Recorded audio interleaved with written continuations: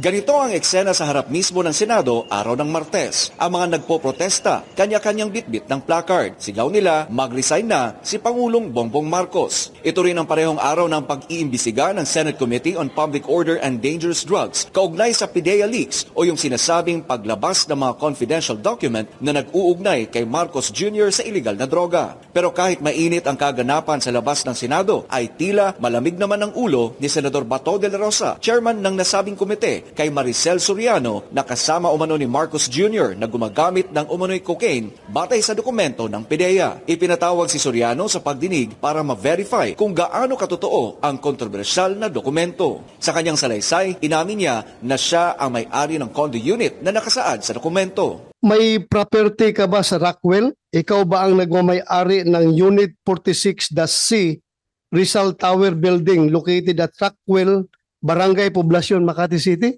Opo. Sa'yo yon, Opo. yung 46-C. Hanggang 2012 po, nabenta ko na ho yun. Wala na ako doon. Sa sumunod naman na press briefing, sinabi ni Senator De La Rosa na ang ginawang pag-amin ni Soriano patungkol sa pagmamay-ari nito ng kontrobersyal na condo unit ay nagpapatotoo sa PDEA leaks. That adds credence to the claim of Morales na siya talaga gumawa noon. Tama yung ginawa niya. Dahil inamin naman ni Maricel. Si Maricel ang subject doon. At saka si politician Bongbong Marcos. Dalawa sila ang subject doon. Tapos ang address, yung unit, the same unit. At inaamin ni Maricel na sa kanya yung unit na yon.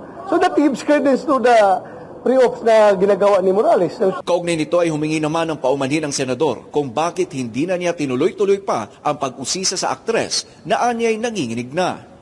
Forgive me if tingin nyo hindi ko masyadong nadidikdik si Maricel Soriano ha, kasi nakikita ko kasing beritin siya, nanginginig siya nung pagdating niya. Mamaya kung diniinan ko rin masyado yung questioning, hinimatay doon sa hearing natin, what will that make of me? Sa huli ay ipinunto ni Senator Bato na hindi niya tutumbukin sa kanyang pagdinig ang umunoy paggamit ng iligal na droga ni Soriano at Marcos Jr. Paliwanag niya na nakasentro ang investigasyon in aid of legislation sa kung papaano higpitan ang pangangalaga sa mga dokumento para maiwasan ang leakage ng mga sensitibo at confidential na impormasyon.